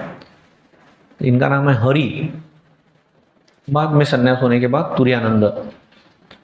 तो हरि महाराज की बड़ी बहन अपने पिताजी के पास जाके बोलती है, पिताजी हरि बहुत रो रहा है, आप उसे कुछ समझाइए। अभी यहाँ भी मैं आपको बोल रहा हूँ कि आपका अगर 5 साल का बेटा है और आप मृत्यु शैया पे है, हमारी जान नहीं निकलती उस समय तो। और हरि महाराज के पिताजी क्या बोलते हैं उस समय भी, बेटा मैं हरि को क्या समझाऊं, हरि जगत का, जग हरि का, बस वो हरि देख लेंगे। उनको ये विश्वास है कि मैं अगर सच्चा हूं, मेरी तपस्या, मेरा साधु लाइफ, मेरी स्पिरिचुअलिटी मेरे बच्चे का अच्छा ही होगा। हम लोगों का ईगो इतना रहता है ना कि ना मेरे सिवा मेरे बच्चों का कुछ होगा नहीं। आउट ऑफ दैट ईगो हमें जो चिंता वगैरह होती है वो आउट ऑफ दैट ईगो, और इस शांति से उन्होंने अपने प्राण त्याग दिए। जनक राजा का उदाहरण देखते हैं। जनक राजा एक बार किसी के साथ बातचीत कर रहे, शास्त्र चर्चा कर रहे हैं, और कोई एक सेवक आके बोलता है, राजा उस एरिया में आग लग गई है। तो ये जो पंडित जी है ना, राजा ने उनको वहां रुकने के लिए उनको एक रूम दिया था, तो वहां तो दौड़ के जाते पंडित जी। वैसे इन पंडित जी के पास कुछ है ही नहीं है, सिर्फ उनका एक लंगोट वहां सूखने के लिए उन्होंने डाला था, वही था, उसको भी बचाने के लिए वहां गए। और यहाँ राजा शांति से बैठे। जब पंडित जी फिर से आते हैं तो राजा बोलते, जनक राजा बोले, पूरी मिथिला नगरी भी अगर भस्म हो जाती है तो भी मेरा कुछ भी नहीं बिगड़ने वाला है। वो प्रजा के प्रति दयाहीन थे ऐसा नहीं है, उनके जैसे उत्तम राजा नहीं थे कोई, फिर भी ममत्व बुद्धि नहीं थी। भगवान का है, भगवान की इच्छा है तो रहेगा। हमारे एक स्वामी जी थे, अभी की बात है, फिजी में हमारे एक स्वामी जी, फिजी में तो हमारे बहुत सारे भारतीय लोग गए ना वो गन्ने की खेती के लिए वगैरह, तो वहाँ के जो जमींदार थे उन्होंने उन लोगों के लिए, उनके जो बच्चे वगैरह हैं उनको पढ़ने का कोई चांस न मिले ऐसी व्यवस्था की। क्यों? क्योंकि वो लोग भी बाद में मजदूर बने और हमारे खेती में काम करें। लेकिन ये जो स्वामी जी गए उन्होंने उन बच्चों के लिए वगैरह स्कूल बनवाया वहाँ। तो इन जमींदार लोगों ने देखा कि ये बच्चे तो अभी स्कूल में जा रहे हैं, तो नेक्स्ट जनरेशन तो हमारे यहाँ मजदूरी का काम नहीं करेगी। तो इन स्वामी जी ने इतनी मेहनत करके स्कूल बिल्डिंग वगैरह ऐसा ही थोड़ी होता है, पैसा इकट्ठा करना पड़ता है। तो उन जमींदारों ने रात में पूरी जितनी 3-4 बिल्डिंग वगैरह थी पूरी की पूरी जला डाली। तो ये स्वामी जी, एक भक्त इन स्वामी जी को अपने घर लेके गए। भोजन वगैरह होने के बाद स्वामी जी को एक कमरा दिया, स्वामी जी आप आराम कीजिए। अब ये भक्त बड़े अच्छे थे, उनको लग रहा था कि स्वामी जी रात भर सो नहीं पाएंगे। कितने कष्ट किए, कहाँ कहाँ नहीं गए थे स्वामी जी पैसा इकट्ठा करने के लिए, कितनी जगह भीख मांगनी पड़ी इनको, और कितना बड़ा इनका एक ड्रीम प्रोजेक्ट था। तो जब उनके कमरे के पास से जा रहे थे तो स्वामी जी बहुत अच्छी तरह से खर्राटे भर रहे थे, आराम से सो रहे थे। फिर से ऐसा आदमी कौन सा हो सकता है जिसकी गेंडे की चमड़ी होती है, वो आदमी ऐसा हो सकता है? या जिनकी आध्यात्मिकता बहुत है कि मेरा नहीं है, भगवान ने दिया है, कर्तृत्व बोध उनमें नहीं है कि मैंने किया है, ऐसा नहीं है, भगवान ने दिया है। और भगवान चाहेंगे तो ऐसे और 50 बिल्डिंग बनाएंगे, और अगर भगवान नहीं चाहेंगे तो मैं कितना भी कुछ करूं कुछ नहीं होने वाला।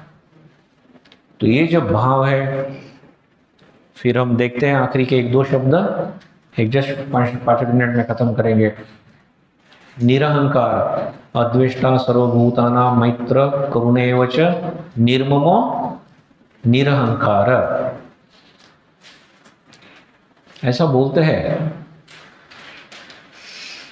प्रेम गली अति सांकरी, बीजो नहीं समाए, आप है तो हरि नहीं, हरि है नहीं आप। ये जो प्रेम की गली है ना वो बड़ी न्यारो रहती है। अगर उसमें आप खड़े हैं माने अहंकार है तो वहां हरि नहीं आएगा। अच्छा, हम में से कितने सारे लोगों को शायद हरि चाहिए, भगवान चाहिए, भगवान का ऐश्वर्य चाहिए, हमें पैसे चाहिए। हम बोलेंगे भगवान आप, कोई जरूरत नहीं, सिर्फ आप थोड़ा सा पैसा वगैरह भेज दीजिए। दुर्योधन ने क्या चाहा? नारायणी सेना चाहा। और अर्जुन ने क्या चाहा? भगवान को चाहा। आप आपके बेटे का नाम दुर्योधन वगैरह रखते हैं कोई? नहीं लिखते। अर्जुन अभी भी रखते हैं, अर्जुन के उदाहरण देते हैं हम बहुत अच्छे। तो फर्क ये है, हमें भगवान का ऐश्वर्य चाहिए, भगवान नहीं चाहिए। लेकिन यहाँ जो भक्त है वो जो बोलेगा मुझे भगवान चाहिए, तो भगवान की यहाँ कंडीशन है, भाई ये प्रेम की गली ना बहुत छोटी सी है। अगर यहाँ आप खड़े हैं, अहम है, तो भगवान नहीं आएंगे, और अगर भगवान है तो फिर आप नहीं आएंगे। स्वामी विवेकानंद का अहम देखिए पूरा नष्ट हो गया था। स्वामी जी का एक बड़ा अच्छा प्रसंग है। स्वामी जी अमेरिका में लेक्चर दे रहे थे, तो स्वामी जी की एक शिष्या वो स्वामी जी से बड़ी इंप्रेस हो गई, लेकिन उसे बीच बीच में दुख होता है कि मैं किसी से भी अभी तक इंप्रेस नहीं हुई, लेकिन इनसे इंप्रेस हुई हूँ। तो उसे दुख होता था कभी कभी, अच्छा भी लगता था कि इतने बड़े महान सन्यासी, उनकी मैं बेटी बन चुकी हूँ, उनकी शिष्या बन चुकी हूँ। लेकिन एक बार हॉल में ऐसे लोग इकट्ठा हो गए लेक्चर के लिए, और स्वामी जी अपने कमरे में है, तो स्वामी जी को बुलाने के लिए गई हो। तो वो देखती है धीरे से दरवाजा ऐसा धकेला तो दरवाजा खुल गया, तो देखती है बहुत बड़ा आईना है और स्वामी जी वहां खड़े हैं और अपनी पगड़ी ऐसा ऐसा कर रहे हैं। अरे बोले यस, अभी ये बबल फटने वाला है। तो बोले हमें तो बहुत सिखाते हैं कि I M Brahman, I am not this body, I am not this mind, और अभी अपना मेकअप कर रहे हैं, अपनी पगड़ी ऐसा ऐसा कर रहे हैं। बोले ठीक है। वो देख रही है, उसको भी आनंद भी हो रहा है कि बात, बोले अभी मैं इनसे इम्प्रेस नहीं होंगी। थोड़ा दुख भी हो रहा है कि अरे इनको मैंने इतना महान समझा था, लेकिन ये भी बॉडी कॉन्शियसनेस वाले ही निकले। तो देख रही है स्वामी जी वहां से हटे, थोड़ा 4 कदम पीछे आए और फिर से आईने के सामने जा खड़े होते हैं, अपना शर्ट ऐसा कर रहे हैं ऐसा। अरे बोले ये भी सामने, ऐसा 3-4 बार करते हैं स्वामी जी। फिर मुड़ते हैं, दरवाजे की तरफ आने लगते हैं तो देखते हैं कि ये खड़ी है। तो ये देखते हैं स्वामी जी के चेहरे के ऊपर कुछ अजब भाव है। स्वामी जी इस दुनिया में ही नहीं है तब। स्वामी जी अपनी धुन में उसको कहते हैं, इसने कुछ पूछा भी नहीं। और स्वामी जी उसको बोले देखो क्या आश्चर्य की बात है, जब बोले मैं आईने के सामने खड़ा रहता हूं ना, तब मुझे याद आता है कि I am Swami Vivekananda, I have to deliver lecture, I have to go in hall. मैं नरेन हूं, कलकत्ता में था, इतना ही। जैसे ही आईने से निकल जाता हूं, दूर होता हूं, तो बोले मैं खुद के बारे में भूल जाता हूं, मेरा ईगो, मेरा बॉडी कॉन्फिडेंस सब नष्ट हो जाता है। फिर बोले मैं आईने के सामने देखता हूँ, अच्छा ये मेरी पगड़ी है, ये मेरा ड्रेस है, मेरा ये रूप है, तब याद आता है अरे अच्छा I am Swami Vivekananda, I am from India वगैरह वगैरह। तो स्वामी जी का वो आई कॉन्शियसनेस पूरा चला गया था। तो ये हमारा आई कॉन्शियसनेस जब जाएगा तब हमारे ऊपर भगवान की कृपा होगी। और आखिरी शब्द है क्षमा। एक छोटी बच्ची को कोई प्रश्न पूछता है कि व्हाट इज क्षमा, उस बच्ची ने बड़ा अच्छा उत्तर दिया। बोले सर, कोई एक फूल है, उसको जितना हम मसलते हैं ना, उतनी उसमें से खुशबू ज्यादा निकलती है, दैट इज क्षमा। और स्वामी विवेकानंद के जीवन में हम देखते हैं, स्वामी विवेकानंद बहुत श्रीमंत थे। उनके यहाँ रोज शायद 30-40 लोग भोजन करते थे। उनके प्रसिद्ध वकील थे उनके पिताजी, लेकिन जितनी कमाई आती थी अपने बड़े भाई को दे देते थे। उनकी माँ बोलती थी कह रहे हमारे बच्चे हैं, बेटी है, बोले कुछ हो जाता है तो उनको कौन, बोले मेरा भाई देखेगा ना, बड़ा भाई, चिंता क्यों कर रही हो। और फट से एक दिन उनकी मृत्यु हो जाती है और उनके भाई ने वगैरह 1 पैसा इनको नहीं दिया। भाई की पत्नी 1 नंबर की, हमारी हिंदी फिल्म की जो विलन रहती है वैसी विलन रहती है वो। 1 पैसा स्वामी जी को नहीं दिया। ये जो भाई थे भूखे मर रहे थे, स्वामी जी को खाने को नहीं मिलता था। तब स्वामी जी जब देखते थे, सवेरे देख लेते थे कुछ खाने को है क्या, जब देखते थे खाने को बिल्कुल थोड़ा सा है, तो अपनी माँ को बोलते थे माँ तुम लोग खा दे लेना भैया के साथ। बोले और तुम, बोले मित्र के यहाँ पार्टी है, मैं वहाँ खा लूँगा। स्वामी जी दिन भर भूखे रहते थे, कई चक्कर आकर गिर भी जाते थे स्वामी जी। और इनकी जो चाची है 1 नंबर की विलन थी, वो ऐसे समय भी इनके ही पिताजी के सब पैसे इनको घर से निकालने की भी चेष्टा की। स्वामी जी तब सन्यासी बन गए थे, तो स्वामी जी सन्यासी के ड्रेस में कोर्ट में जाते थे केस लड़ने के लिए।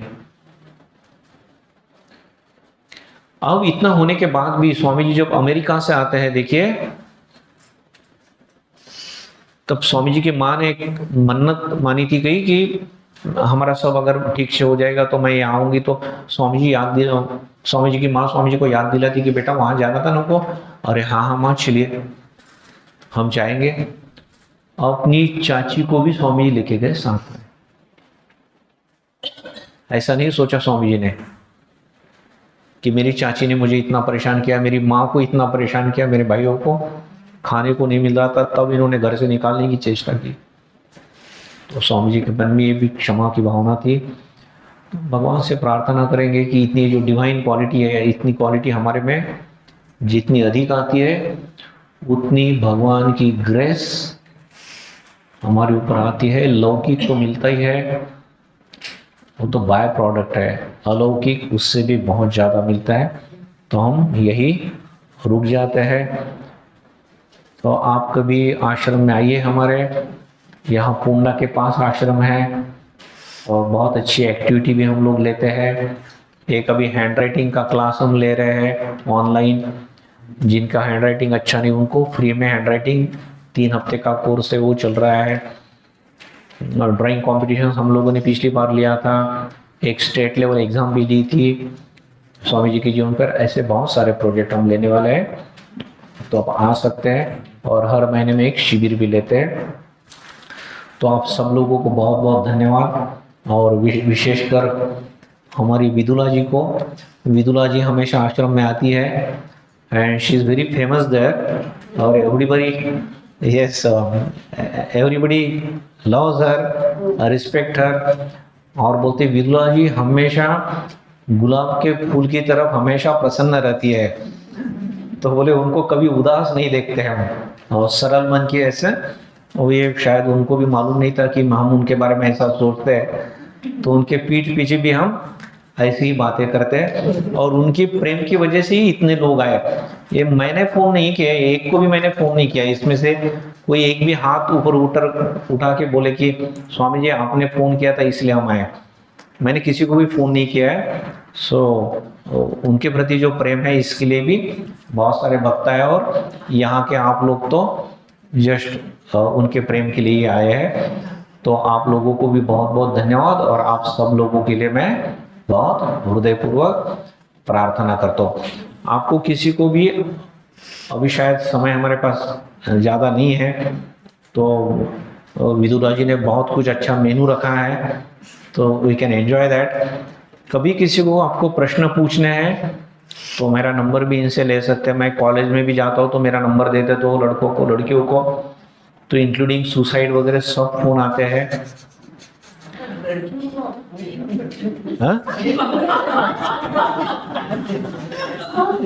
ना ना टिकट पॉजिटिवली